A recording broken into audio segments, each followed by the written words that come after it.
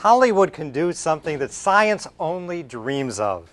We live in the days of cloning, when you can even manufacture a sheep out of a cell. But science can't bring the dead back to life. But Hollywood can, in ways that are vivid and literally unforgettable. If you want to see a dinosaur, all you have to do is go to Jurassic Park, right?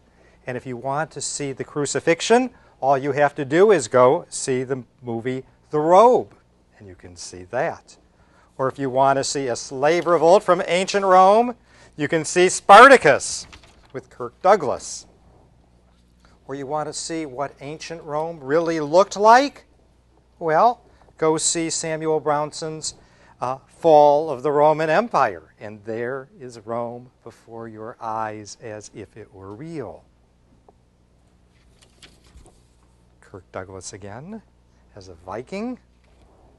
Or if you want to see Anthony Quinn as Attila the Hun.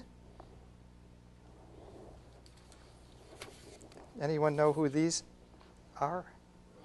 Robin Hood, exactly right. They don't even have to be real to be brought back to life by Hollywood's tremendous power. Here is from Shakespeare's Henry V, the Battle of Agincourt. And who, pray tell, is this man? Henry VIII.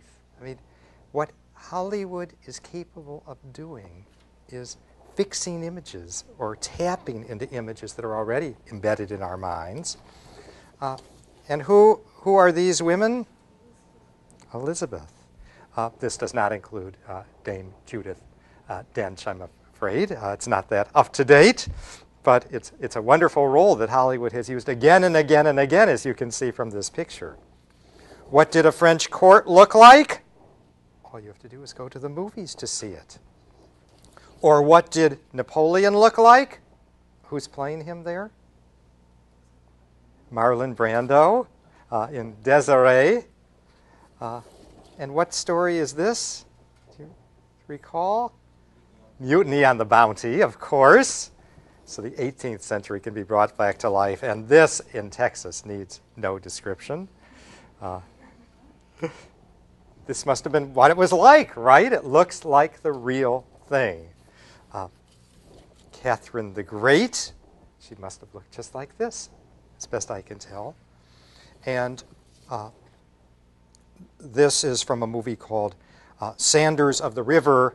The African who's being poked at there is Jomo Kenyatta, who would become one of the leaders in post-colonial Africa. I mean, it's really remarkable. Altogether, in the United States, only about 12 million Americans regularly buy books. That is the overwhelming majority of books purchased in the society are purchased by a tiny percentage of adults. As a result of that, most Americans get most of the information that they have, for good or ill, from TV or the radio, but I think most vividly and most memorably from the movies. And that's not necessarily a bad thing. We all know that history is often not well taught in our schools. And if it's not well taught, it's better to get some than to get none, I think. Just as if you're never going to read a story by the Bronte sisters, go see a movie. At least you'll know the plot. It's better than nothing. But what is remarkable in recent years is the explosion of historically based films. And there's no easy explanation, I think, for why this is suddenly happening, though I'll be curious about your speculations. Schindler's List, Amistad, Forrest Gump, Shakespeare in Love, Jefferson in Paris, even Titanic and Apollo 13. These are history films. Why do you think we're getting so many of them all of a sudden? What's the attraction of these kind of movies? Why do people want to see history? After all, they don't go out of their way to enroll in history classes, why do they want to see them? What's the appeal, please? Well, I think part of it has to do with the fact that Spielberg and Geffen, and I can't remember the other guy's name, who owns part Disney, want to make them, and they're making more of them. And they've made most of those that were on your list, and I think it's something they broke away from traditional studios to make these movies because they weren't allowed to, because their stories were telling. That's interesting. Other thoughts? What's the attraction, please?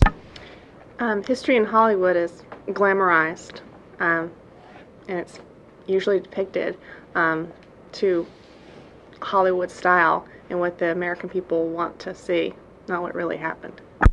Okay, we're going to talk about different kinds of Hollywood histories in just a few minutes. I would say perhaps that it's just a ready store of stories, and that history, just because it's history that people have heard about and been remembered, it's a proven story. So unlike totally new fiction where you have to go in and convince them that someone's interested, you can say, well, people have been writing about the Alamo for 100 years. I mean, you know. No, I think all your comments, I think, are very much on target. Here's a few of my own. What's interesting to me, though, is that the reviews of historical films are generally quite negative. Whether the subject's the recent film on the life of Hurricane Carter, or it's JFK's assassination, or it's Thomas Jefferson's sex life, or it's the Vietnam War, there's one reaction you can almost uniformly predict from critics whenever a historical film appears, and that is the scolding, finger-wagging approach. They got the facts wrong. Right? You can rest assured that you will hear that the movie is a lie. It is worse than a lie. It is a travesty. It plays with the facts. After all, there was no Jack on the Titanic. How could they make a movie showing that? What's interesting, though, is that reaction from critics is really pretty recent. And critics weren't always so contemptuous of cinematic history. In the past, critics generally regarded historical films as simply a form of popular entertainment, no different from any other form of popular entertainment, and not worth wrinkling your brow over. So it's interesting that the response to films has really changed. One film that I enjoyed immensely, Hurricane, was really panned by many critics for the many factual errors in the film. They missed the point that that's not what the movie was about. It wasn't meant to be a day-by-day depiction of how he was released from prison. It was much more a study of Hurricane Carter's psychology. So let's take a look at those early films. When Hollywood's reigning biblical history specialist was Cecil B. DeMille, few people cared about the factual mishmashes he concocted, such as Cleopatra, 1934, or the Ten Commandments in 1923 and 1956, or Samson and Delilah, 1949. His errors were treated with laughter rather than condemnation. Why do you think we're so critical of errors today? Why don't we just scoff when Oliver Stone obviously gets it wrong? Maybe it's because we know that the kids aren't reading the truth, and so, this is the only truth that they're getting, and so they'll believe it. And historians don't like that, and think they have a right to say, that's wrong. I think you're exactly right. It's right. scary that kids would believe some of the stuff that's coming out. We'll talk more about this, but I think it reflects a real decline in faith in our educational system and the sense that there is no counterweight to Hollywood history. Hollywood films were rarely dismissed as dangerous or pernicious in the past. Audiences expected Hollywood to tamper with the truth. They wanted Hollywood to embellish history. They wanted Hollywood to transform history into entertainment. There was no doubt that that's what the public craved. But today there's much more concern about cinematic accuracy. Yes, please. In regards to that, your last point about impact and educational system, that movie Amistad, in the scheme of things, actually had no impact in antebellum America as far as the legal status of blacks. It was a bone they threw to the abolitionists. So that movie portrayed that fact as it was. I believe it portrayed it as a very impactful decision by the Supreme Court, and actually it wasn't.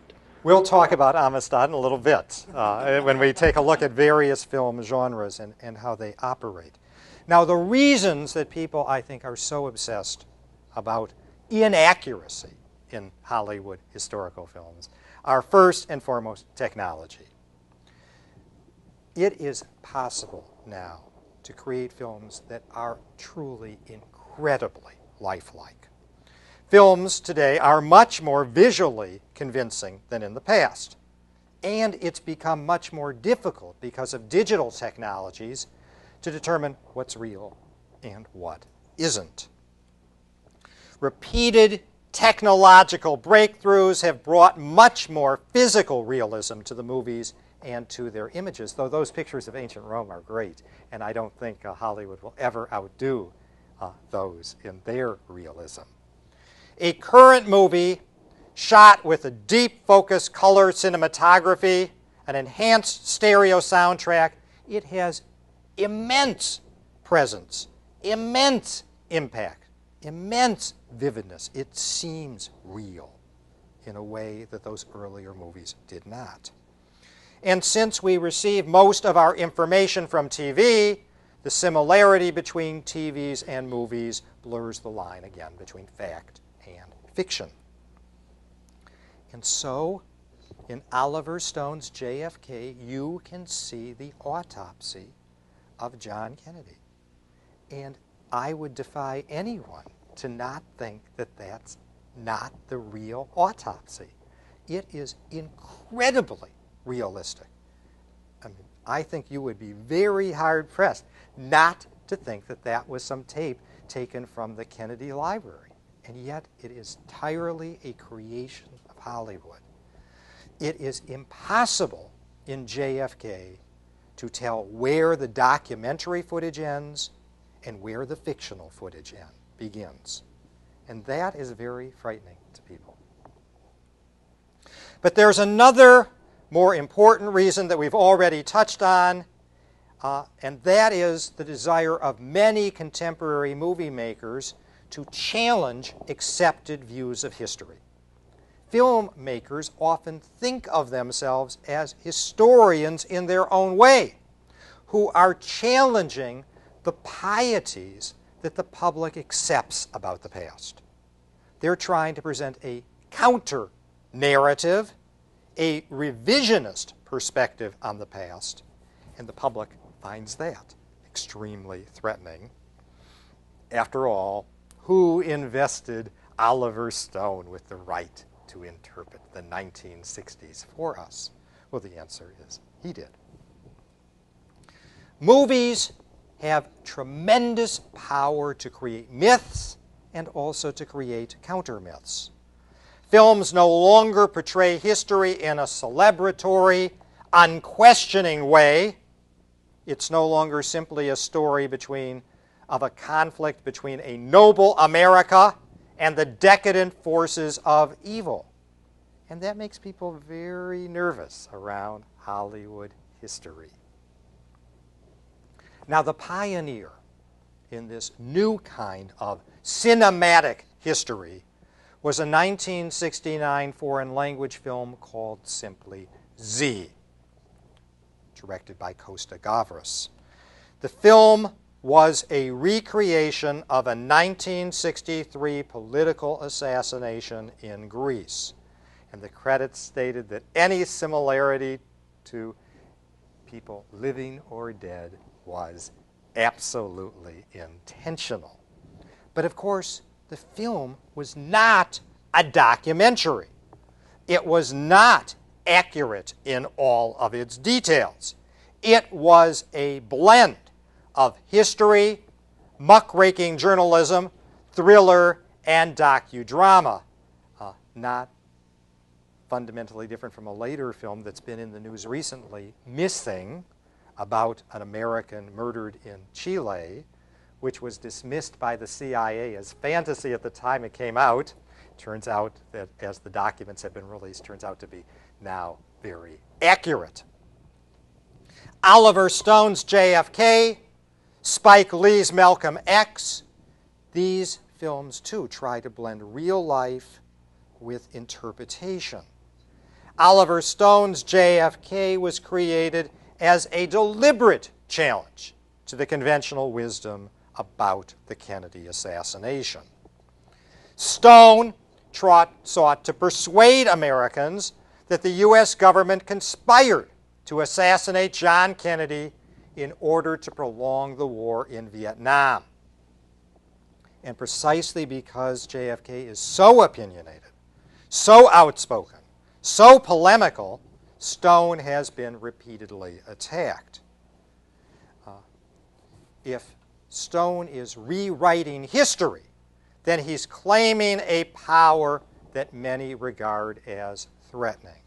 And so I think a reason that people are so nervous about cinematic history is precisely that power that movie makers are now claiming to be interpreters of our collective imagination in ways that challenge our sentimental vision of ourselves. Now, recent attempts to create what I would call a counter-history represent something new. But that does not mean that Hollywood's earlier historical films were simply entertainments, that they were simply innocent recreations of the past. If one theme has become clear in our course, it's that all films are ideological, that all films send out messages.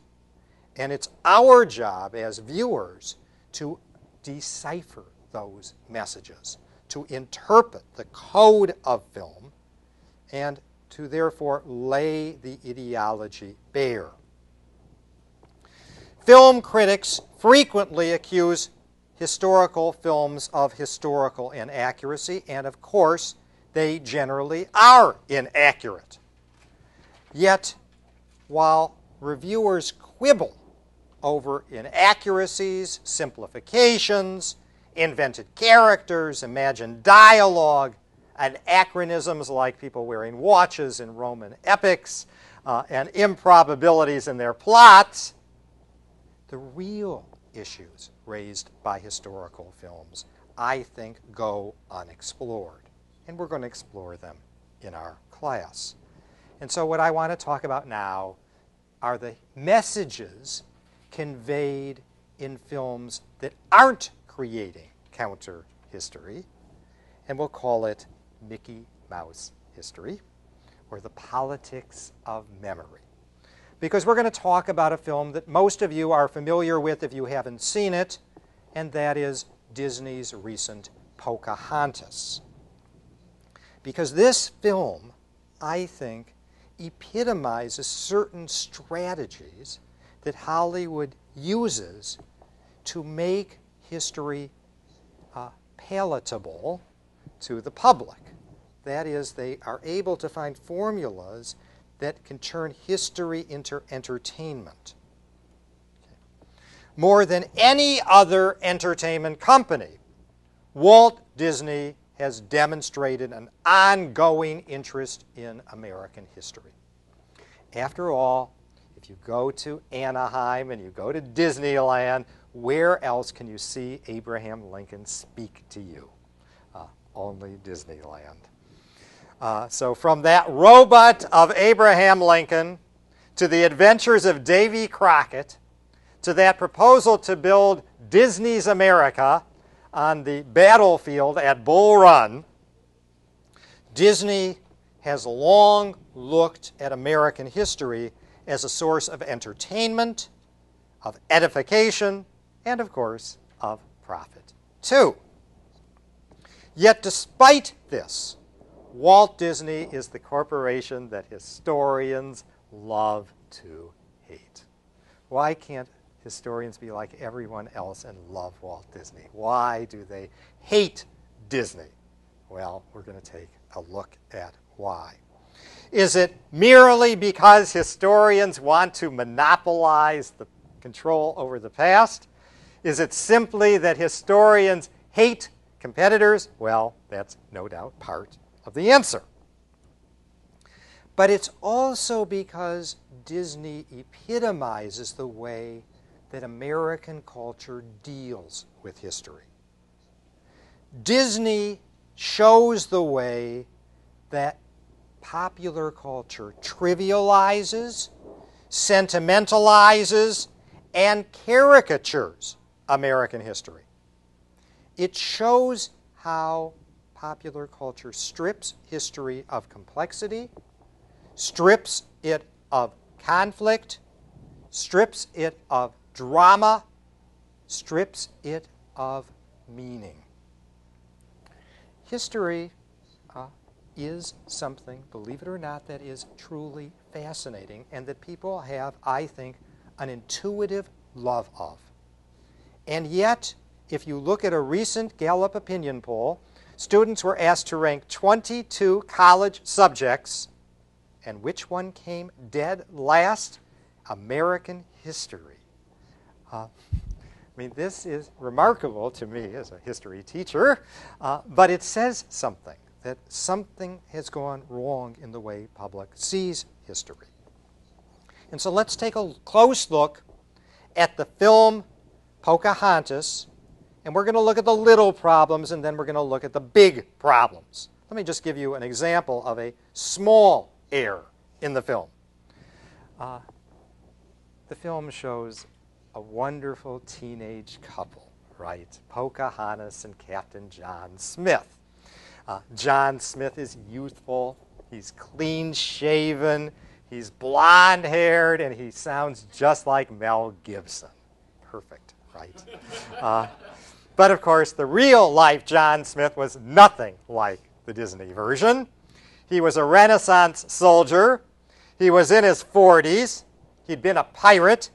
He'd been a beggar in Ireland. He had been a mercenary for the King of Hungary, who received a pension for beheading 3 Turks. Not the Disney image. He had to change costumes and looks, right? Pocahontas herself was only 12 or 14, and that certainly would have been inappropriate to have a 40-year-old male poaching on a 12-year-old girl. That might have gotten the Disney people arrested, right, in these days that we're really concerned about child molestation. Again, you have to make certain changes to make the story palatable. But let's get to the bigger problems with the treatment of history in Pocahontas. We're going to look at 4 psychological mechanisms that the film uses to evade the true meaning of our collective past. This is not a class in psychoanalysis or intro psych, but I think you'll see certain techniques that you're already familiar with and how Hollywood uses them. The first defense mechanism that I'll describe to you is called a screen memory. A screen memory. A screen memory is a very important concept in Sigmund Freud's system of psychoanalysis. All of you know that it is very difficult to remember things from your early youth, right? You have a handful, a scattering of memories, but you don't have the kind of coherent, integrated memory that you have of later life, right? You can remember everything that happened yesterday, but when you think back to when you were 6 or 7, it becomes a lot harder, and you only have a few memories that you have fixed in your imagination. Well, one of Sigmund Freud's arguments was that it turned out on close examination that those memories of early life are not real, that they're constructed later in time, and they're often very inaccurate. If you ask the parents who were around when those memories supposedly took place, they say you got it all wrong. And Freud had a word to describe that phenomena, and he called it a screen memory. A screen memory. His argument was the following. You have a recollection of early childhood that is either falsely recalled or else it's magnified in importance, and it therefore overshadows other memories that are more important. Okay. Let's see if I can explain that by giving a sort of analogy. Most Americans know nothing about the childhood of the United States, that is, about colonial American history. But they have certain memories nonetheless, right? Every American knows about the first Thanksgiving. Every American knows about Pocahontas rescuing John Smith from being beheaded. Most Americans have heard of Squanto, who gave corn to the Pilgrims. Or most Americans know about William Penn and how well he treated the Indians of Pennsylvania. Now, this is interesting, and this, in my view, is an example of screen memories. That is, Americans take a few incidents completely out of context, and they assume that is colonial American history. And those handful of images overshadow every other historical reality that occurred during that period. That's what I mean by a screen memory. The Pocahontas legend is an ideal example of a screen memory. Americans have forgotten everything about Indian-white relations in colonial Virginia except this one story, this one utterly misleading story. And this episode is what I would call functional. Why would Americans remember this one incident and not other incidents? What's the attraction of the Pocahontas story? Why do people remember that and could care less about anything else that happened in colonial Virginia? Why? A happy ending? Okay, well, we'll talk about the real ending in a bit. Yes? I think it's romanticized. Americans look at things for that romantic value. And what's the romantic attraction exactly about this story? Why this story? I mean, why not a romance between John Old and Priscilla Mullen? I mean, another vaguely screen memory that we all have. Remember the Pilgrims and this love affair, but they don't make that into movies, do they? Why this one? What's the attraction, you think? Because it avoids the conflict between the two races or two societies. It says that there was no problems between the whites and the Pilgrims and the Indians mixing. I think you're exactly right. I mean, I think that is the answer. You choose an episode that's entirely inconsistent with reality, and you make that the reality. I think you couldn't be more right. America's early history is filled with screen memories, as I would call them. As school children, we learn in episode after episode that the relations between the colonists and the Indians were cooperative, that the relations were harmonious, that there wasn't much conflict and acrimony. Now, this is completely wrong, right? Everything that we've learned is that there is a lot of conflict, and yet that's not the memories that people have. The true story of English settlement in Virginia is a nauseating story of conflict, negotiation, and cultural and racial warfare. The average life expectancy of a colonist in colonial Virginia in the first couple of decades was 5 years. You have intense battles, and in one episode, 1/3 of the English were killed in warfare with the Indians. So the real story is quite different than the Disney version of American history. In fact, the real story of Pocahontas is a lot more interesting than the story that Walt Disney tells. And if they had only told the real story, I think they actually might have fascinated people. It is the real story of the collision of cultures that took place. We have plenty of movies about aliens. Here's the real thing. Pocahontas was probably about 12 years old when the English arrived in Virginia. She was one of many daughters of Powhatan, the leader of Eastern America's most powerful Indian confederacy. He presided over an alliance of some 30 tribes, totaling some 20,000 people. And both the English and her father would use Pocahontas in various ways as a vehicle for trying to create friendly relations between the English and the Indians. Now, according to the famous story told by John Smith, he was captured while exploring the Virginia countryside. He was about to be beheaded when Pocahontas put her own head over his so that his could not be chopped off. And John Smith would interpret that she had fallen in love with him and she wanted to save his life. But we know that that's not the real meaning of that episode. We know, based on a lot of anthropological work, that such incidents were not uncommon and that they represented a kind of ritual.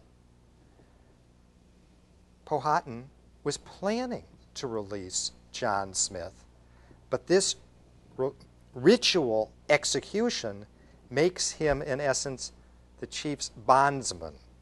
He owes his life now to the chief. It's a ritual. It's not what John Smith thought it was. It was a ritual of adoption, not an actual execution. And that seems to me quite interesting. Now, after that, Pocahontas is kidnapped by the English, and she's placed aboard an English ship, and she's kept there. Now, the reason that she has been kidnapped is because the English wanted the Indians to ransom her. They wanted food, they wanted furs and other things from the Indians, and so they're going to hold her hostage. But something happens that they didn't expect. The Indians refused to ransom her. And so she remains on shipboard longer and longer and longer and longer. And finally, this young woman makes up her mind that she is not going to be a pawn in these negotiations. She's going to take advantage of the situation as best she can. And she will marry one of her captors, a man named John Rolfe, who turns out to be pretty important in American history. Okay, so the first defense mechanism is screen memory. The second defense mechanism I'll call splitting. Splitting.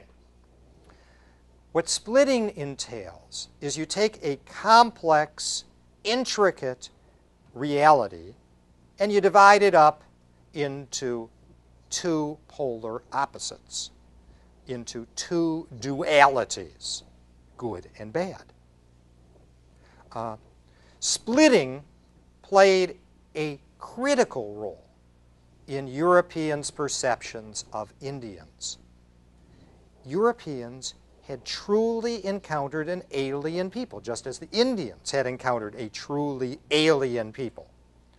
And instead of trying to understand Indians on their own terms, Europeans split Indians into two groups. They were either children of nature, they were noble savages, or they were bloodthirsty savages. They were either proto-ecologists or they were primitive peoples. They were either less corrupt than Europeans or they were more corrupt than Europeans. The realities, of course, were far more complex than that, but that's often how people deal with very complex situations. They use splitting, psychological splitting. Okay, the third defense mechanism that people often use, and not just the Disney Corporation, is what I'll call projection or displacement. Projection or displacement. If you feel something inside you, if you feel anxiety, if you feel conflict, how do you deal with that? Do you go see a psychotherapist? No. What you usually do is you project it outward. If you have a feeling you do not like inside you, you displace it onto a scapegoat. You project it onto someone else. So you can almost always be sure when people are pointing to the flaws of someone out there that the problem is really in here. Right? It's a very common psychological mechanism. So you attribute your own feelings, your own ideas, your own attitudes, your own anxieties, your own conflicts onto some other people or some other object. And this works for a variety of reasons. Basically, it externalizes any blame. It externalizes any guilt you might feel. It externalizes any sense of responsibility you might feel. And we certainly see this playing out in the Balkans, where the Serbs blame the Kosovo Albanians, and the Kosovo Albanians blame the Serbs, and you get this dynamic. Now, today, we in the United States feel very uneasy about race relations. We in the United States feel deep anxiety about the way we treat the natural environment. We today are unhappy about the materialism, the grasping nature of our society. So what do? Do we cope with this problem directly? Absolutely not. Do we face up to our own conflicts? Never. What we do instead is we project our problems onto some earlier time when they're completely irrelevant. And that's how we deal with our problems.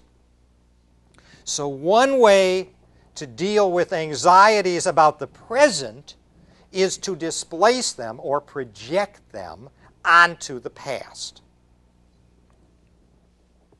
And that's, I would argue, exactly what is happening in a movie like Pocahontas. We're concerned about bad race relations. Well, if race relations had only been better then there would be no problem today. We are concerned about the environment, and so Pocahontas' people become a model of environmental harmony. Okay, we're concerned about materialism. Well, it wasn't so back then. We were able to deal with our anxieties by projecting them on the past. The final psychological defense that I want to talk about involves American mechanisms of myth-making. American mechanisms of myth-making. With the partial exception of slavery, the very worst aspect of our nation's past involves its treatment of Native Americans. Historically, Americans have dealt with this problem by treating Indians as what I would call tragic victims. That is, they were the inevitable victims of progress. Nothing could have been done to allow Indians to maintain their way of life, even if people had wanted to. In other words, it's not that Indians were the victims of George Armstrong Custer. It's not that they're the victims of Philip Sheridan, who said the only good Indian is a dead Indian. No, no. Indians are not victims of any of that. They are victims of progress. They are victims of modernization, or what used to be called the march of civilization. And this is, of course, extraordinarily reassuring, right? Because I didn't do it. No one I knew did it. It was an impersonal process that no one could have controlled. And that allows people to deflect blame, to deny guilt, to deny responsibility. We as a society are always obsessed that foreigners should recognize their responsibility for great evils. But somehow when it comes to us, it's a very different story. So this, I would try to suggest to you, is how American society has commonly dealt with the losers in our society. Southern planters were the victims of the lost cause, right? Subsistence farmers, well, it's tragic what happened in the Dust Bowl, but it wasn't anybody's fault, right? It was inevitable. Or if you happen to be a steel worker in Youngstown, Ohio, or an auto worker in Detroit, well, that's the way of the world. That's progress. All were the inevitable, tragic victims of an ongoing process of social change, fated for extinction just like the dodo bird. But this view is utterly distorted. It is very, very misleading.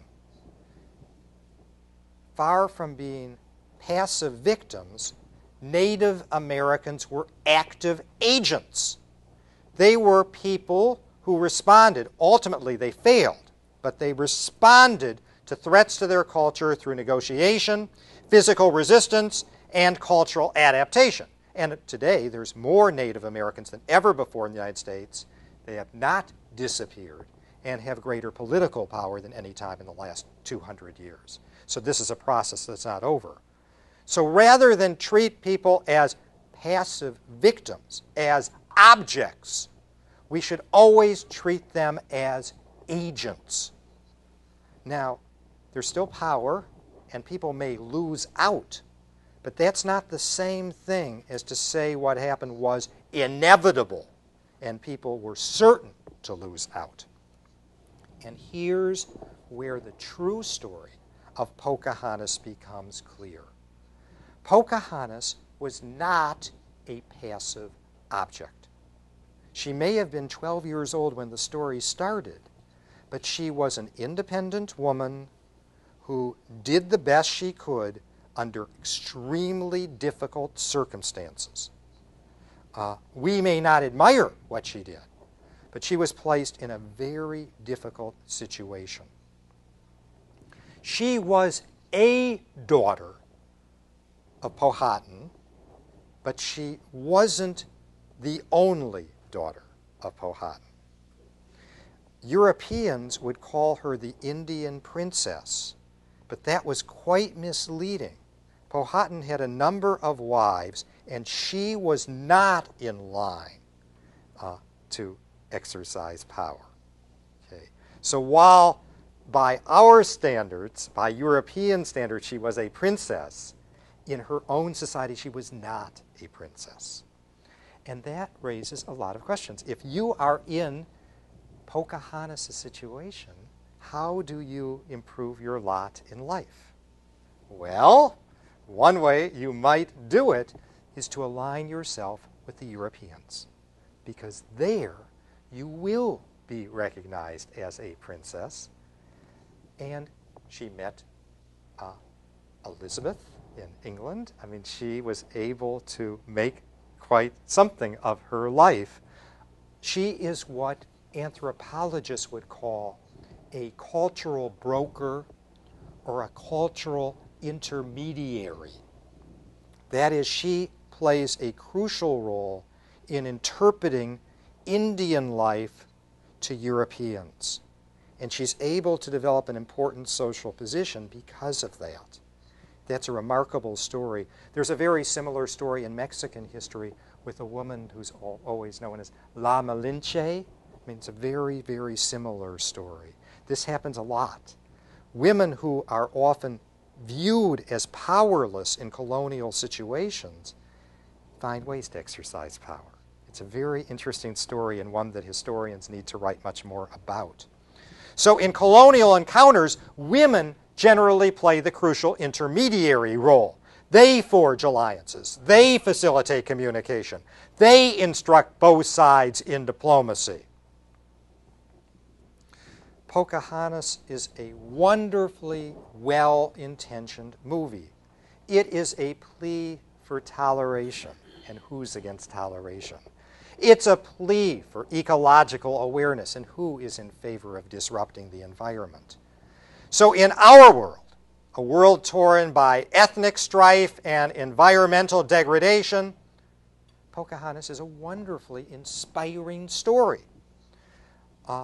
It transforms the Pocahontas of legend into cultural criticism. Pocahontas becomes a critic of ethnocentrism, of materialism, of possessiveness, and greed. And Hollywood always wants to combat all those things, right? These people who live in modest dwellings in Bel Air and Beverly Hills. So who could be opposed to this? Yet the film is entirely misleading.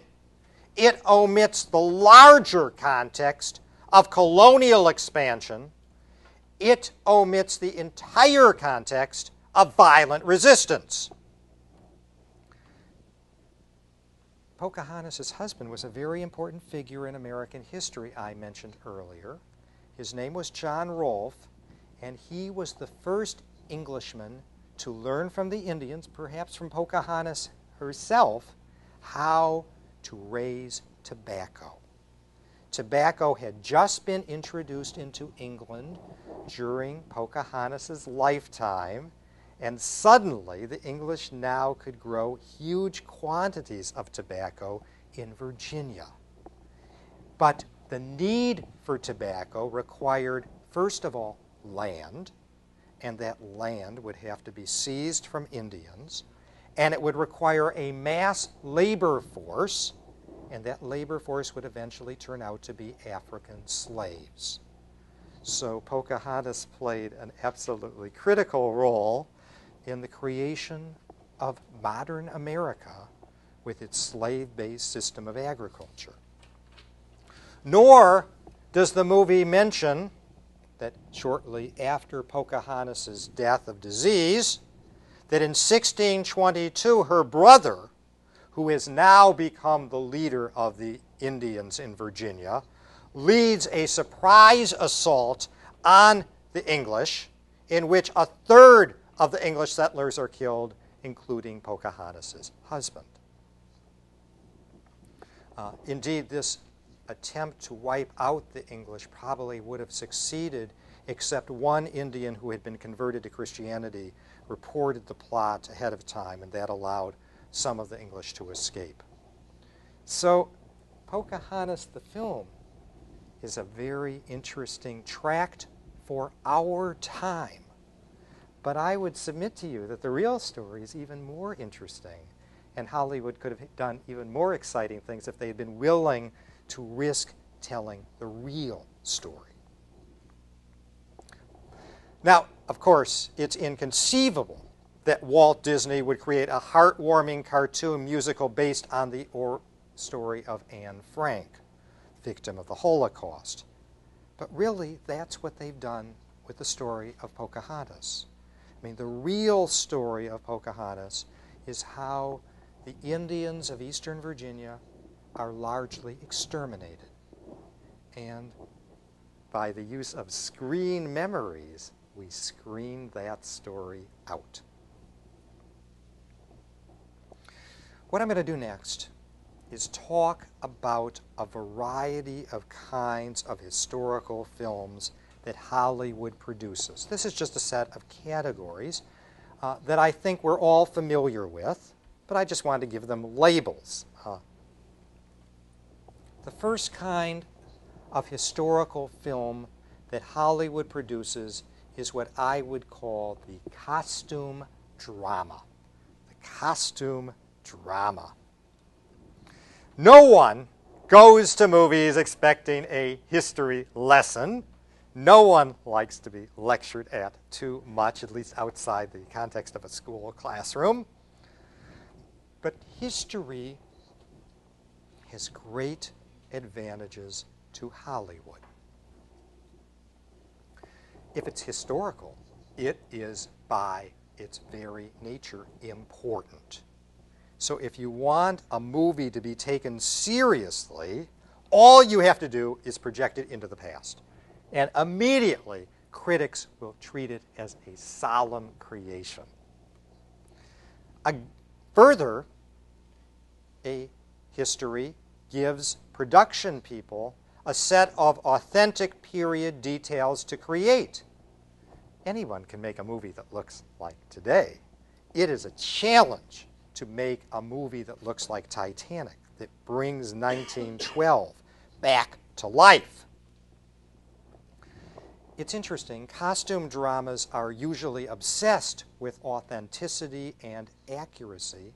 Historians are constantly getting phone calls. I've gotten many phone calls about people's dress.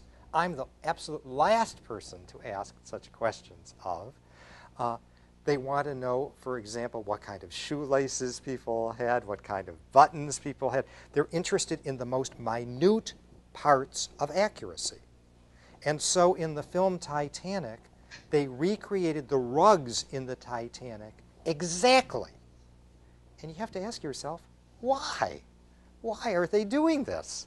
I mean, why be obsessed? No one in the audience knows what the rugs are supposed to look like. So why is it so important to create rugs that look exactly right? Why do you think there is this obsession with authenticity in detail? Is it because they're afraid of being criticized? You got this wrong and that wrong, so they overcompensate, so to speak. Okay, I think that's a possibility, but is that the only reason you think? A lot of union film technicians and types need something to do, so. Well, I think these are very, very highly skilled professionals who take their jobs extremely seriously. But isn't there something odd about being obsessed with accuracy in detail, but getting the larger story completely wrong? I mean, why are they so obsessed with costume, furniture, furnishings, and the like, when they're going to get the entire story wrong? Perhaps that's the entire idea, because all you are likely to recognize are costumes and furnishings and stuff, but you have no idea what the plot's supposed to be anyway, so. Yeah, I certainly don't have the answer to this question, and I think that these suggestions are very much on target. Typically, what a costume drama does is it places modern characters in an artfully recreated simulation of the past. So you take Leonardo DiCaprio exactly as he is, but you put him in a nice costume and you put him in the past. Okay? And that's what a costume drama is. The historicity of a costume drama is only skin deep. It is confined exclusively to the details, dress, furnishings, but it could care less about the authenticity of characters. Yes, please. Something just occurred to me about the photographs of Rome from that, is that an MGM film? Yeah. One of those soldiers is wearing a watch, and I think that has a lot to do with why meticulous detail is paid. There's nothing worse than a shot like that with a boo-boo in it like that. But it's also a certain kind of authenticity. At Colonial Williamsburg, they've started to make Colonial Williamsburg look more like it did. And that is, they're letting paint peel, and they're letting dirt creep around, and they're not caring for the lawns as nicely as they did, because they didn't have nice lawns in 18th century Virginia. And the audience the people who pay to come hate this. They don't want to see colonial Williamsburg as it was. They want to see colonial Williamsburg as John D. Rockefeller wanted it to be, as looking pristine. Like in ancient cities, you'd find refuse piled up in the streets, and people just dumping the night chamber out, out of the window, and it'd be very dirty, but you don't see that kind of reality. So it's usually. A sanitized realism that we're seeing. It's very remarkable. So what a costume drama has is a mixture of a period setting and fictional characters. And the characters are people just like you and me, except they're more beautiful and they're dressed in exotic outfits. And that's what people go to see. They don't want to see Napoleon as he really was. No doubt he smelled so badly because he never bathed that we couldn't stand to be near him. They want to see Marlon Brando as Napoleon, right? So someone who we can identify with in a way that we can't identify with many aspects of the past. And because these people walk like us, because those people talk like us, it's so convenient that all Romans speak in English, I can assure you, precisely because they share our values and our prejudices, the setting, the scenery, the costumes, these create the illusion of history without the reality of history. No doubt, people learned something about the Titanic from seeing the movie, but mainly they're learning about issues for our time, right? They're learning about women's liberation, repressiveness.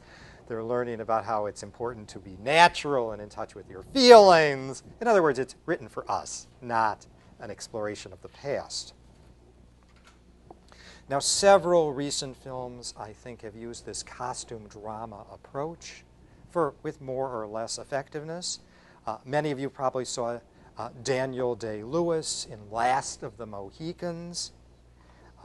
It's just remarkably vivid portraits of colonial America in the wilderness, and of course Titanic. Okay, so if our first category of historical film is costume drama, in which modern-day characters are catapulted into the past, like in the newest Michael Crichton book, then the second kind of historical film we'll call the docudrama. Even before TV came up with this name, the docudrama existed. It's an attempt to fashion an entertaining history lesson by blending real historical figures and events with fictional characters, fictional dialogue, and fictional incidents. What distinguishes the costume drama and the docudrama is that a docudrama claims to be essentially true. Oh, sure, it may be off a little in details, but the argument is made that it gets at the historical truth, even if details can be quibbled with. Indeed, what creators of docudramas often claim is that they are merely filling in the gaps in the historical record, which, as we all know, is always incomplete. But docudramas are rarely the innocent creations that they claim to be. They are not objective history. They are not attempts to show things as they truly were. Instead, what docudramas often contain are myths, falsehoods, and above all, certain fantasies about the past. And the most influential of all docudramas, in essence, is without doubt another 1939 film, Gone with the Wind. As a result of films like Birth of a Nation and Gone with the Wind, the White South achieved in peacetime what it had been wholly unable to do during the Civil War. That is, it won the ideological Civil War. In films like Birth of a Nation and Gone with the Wind, Hollywood succeeded in creating a mythology that would dominate America's views of race relations until the 1960s.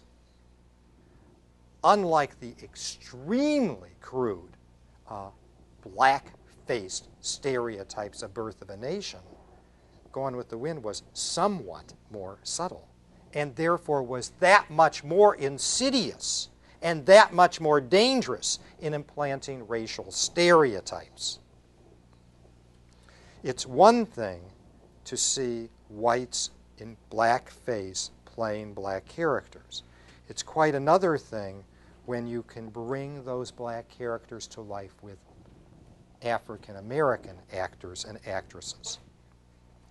What both Gone with the Wind and Birth of a Nation did is they made a mockery of black lives and fixed in the public mind deep notions of racial inferiority. Such films helped to spread the grossly distorted view that slave life was somehow idyllic, that slaves were loyal, docile, ignorant, childlike, and maternal. Of course, these images were all projections of white fantasies, not statements of any kind of historical reality. Let's take another docudrama from more recent times, Steven Spielberg's Amistad. Amistad I like to describe as the greatest history fair project ever. If your children had $40 or $50 million to play with, Amistad is the kind of history fair project they would create.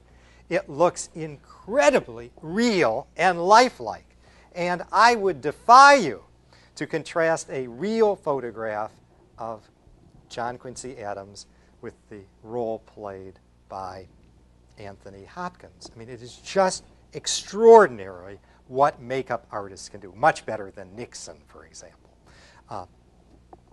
And yet, this movie, which claims to be true to the facts of the case, is misleading in truly profound and very upsetting ways. And while it wants to be on the side of the angels, it's remarkable how it isn't, despite all of Steven Spielberg's best intentions. Let me give you a few examples. It portrays the white abolitionists as racially condescending hypocrites. In fact, the white abolitionists did their best during the Amistad affair to stay as far in the background as they possibly could.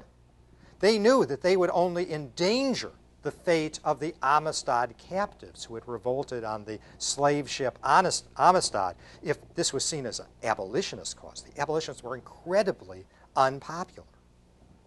Furthermore, far from being condescending hypocrites, the abolitionists were, of course, the only whites in pre-Civil War America to believe in anything approaching racial equality.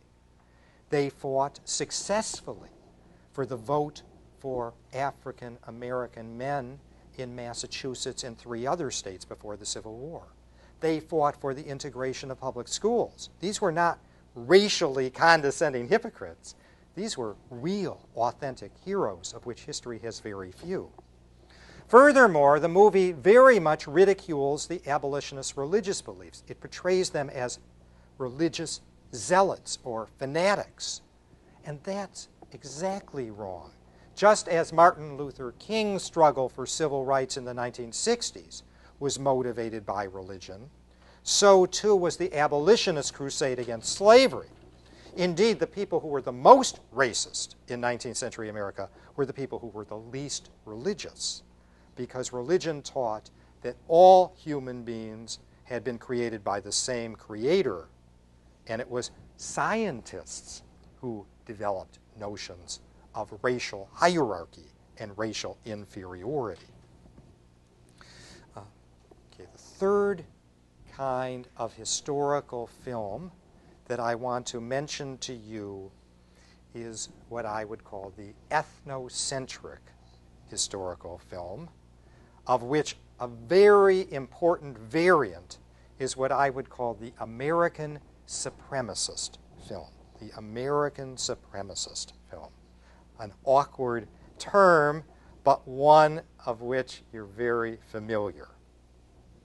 These are films that present history exclusively through an American-centered point of view. And that doesn't simply mean films like The Alamo, made by John Wayne, which, needless to say, does not present the Mexican point of view or the Tejano point of view on the Texas Revolution. But many World War II films also fit this category. You can see the Battle of Burma being fought without any British troops at all. Errol Flynn can single-handedly win battles in which American forces made up a small portion of the forces. Foreigners hate this more than anything. Hollywood tends to be quite blind to this kind of ethnocentrism that often creeps into our films. But a really striking example of this kind of unconscious ethnocentrism can be seen in the popular film Mississippi Burning. Mississippi Burning, of course, deals with a real-life incident in which 3 civil rights workers, 2 white, 1 black, were brutally murdered and buried in a dam in Philadelphia, Mississippi. But instead of focusing either on the civil rights workers or on the civil rights attorneys who tried to get justice done in this, the film focuses on the FBI.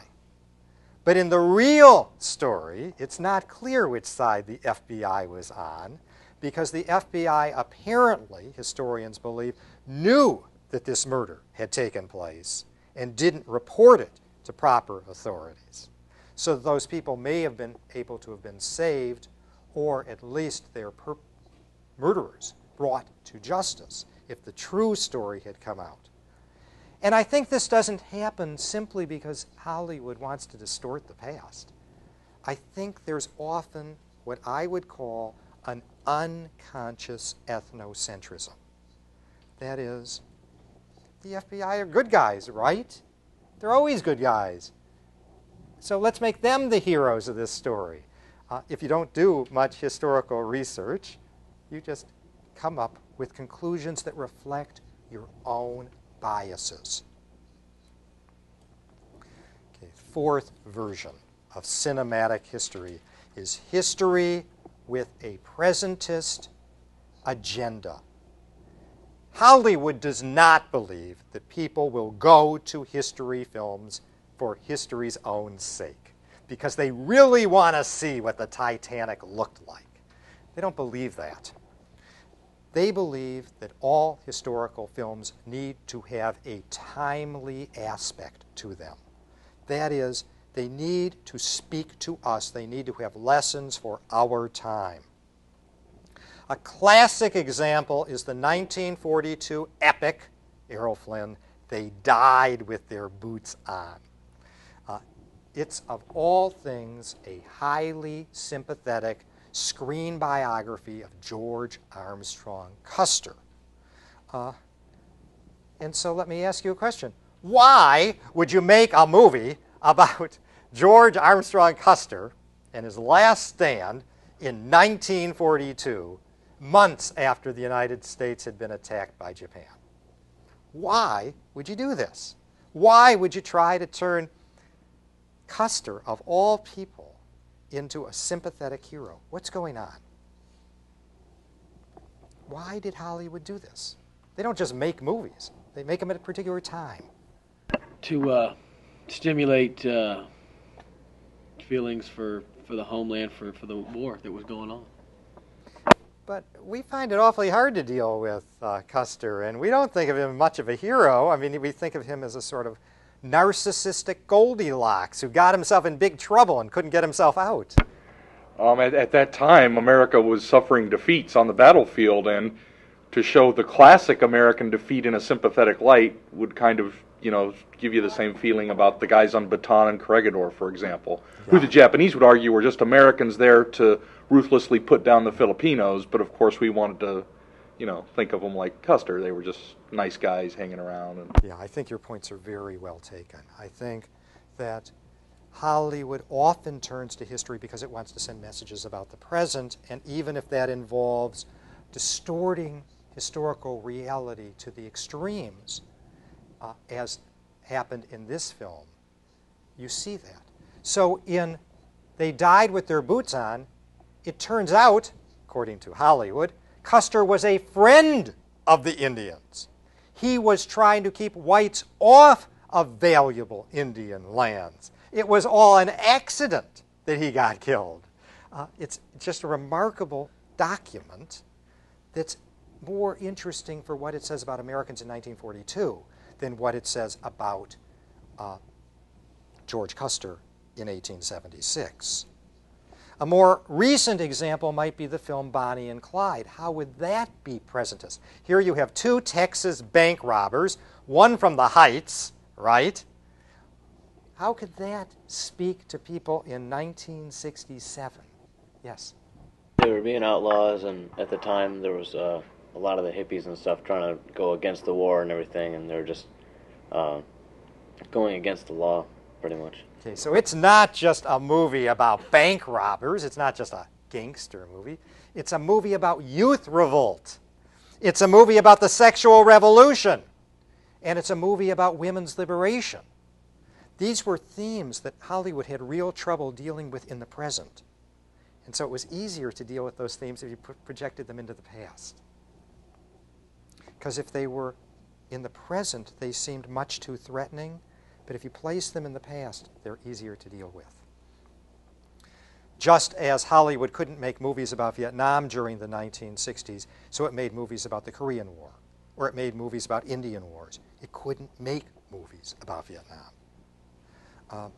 The fifth kind of historical film takes a largely ignored historical incident and brings it to the audience's attention. And I'll call that cinematic social history. It does with film what I try to do in my introductory history class, is to show that history can actually be interesting because there are incidents in the past that speak to us, not directly, but because they're simply fascinating. The films are often attracted to working class subjects. So we have Sean Connery playing a member of an Irish mining group in the Molly Maguires. We have a film called Hester Street about turn-of-the-century Jewish immigration. We have the Warren Beatty film Reds on World War I era socialists and feminists. These movies don't usually have a larger message. What they're designed to do is to show that the past is more inclusive and more interesting than the public generally thought. One of the greatest of these examples of cinematic social history is Glory, the story of the Massachusetts 54th, the first black unit to experience combat during Civil War. It's actually pretty good history, and it doesn't have a larger message than to point out that Americans are unaware of this important facet of our collective past. So the goal of these cinematic social histories is to use these incidents to show that contemporary concerns have historical roots. Class conflict, the struggle for racial justice, women's equality all have historical roots. Okay, the sixth version is revisionist history. That's the history exemplified by Oliver Stone's JFK. This is an attempt to refute the dominant interpretation of history. And this is the kind that provokes the most outrage from critics. Stone is accused of trying to convince Americans that the U.S. government, led by Lyndon Johnson, conspired to murder John Kennedy in order to prolong American involvement in Vietnam. And the last version that I want to talk about for the rest of our class is a serious attempt to grapple with the meaning of historical change. That is, to do something that we as historians do not do, and that is the way history shapes the way we think about the world. One example recently was Oprah Winfrey's Beloved, which shows how the atrocities of slavery haunt the post-emancipation generation. Earlier examples include The Big Chill and The Return of the Secaucus Seven, but the greatest and most successful attempt was the Academy Award winner Forrest Gump. If you want to predict future politics, you don't bother to read public opinion polls, you go to the movies. And Forrest Gump showed that people's attitudes were changing. Gump was a man with an IQ of 75. The film was anything but escapist fare. It dealt with the carnage of war and AIDS. Gump was one of those movies like The Graduate or Rocky that tap deep into the public mood. They touch the public imagination. For anyone in his 30s or 40s, Gump pushes every historical, cultural, and sociological button. He meets 3 presidents and even shakes the hand of JFK. He plays a role in the desegregation of the University of Alabama and in the Vietnam War and the anti-war movement. The woman he loves is afflicted by every domestic ailment of the time: spouse abuse, parental abuse, alcoholism, drug addiction. But Forrest Gump is not simply a nostalgic tour through the past. It is an attempt to show that if Americans are innocent and good-natured, that we can survive all these traumas. Let's end there.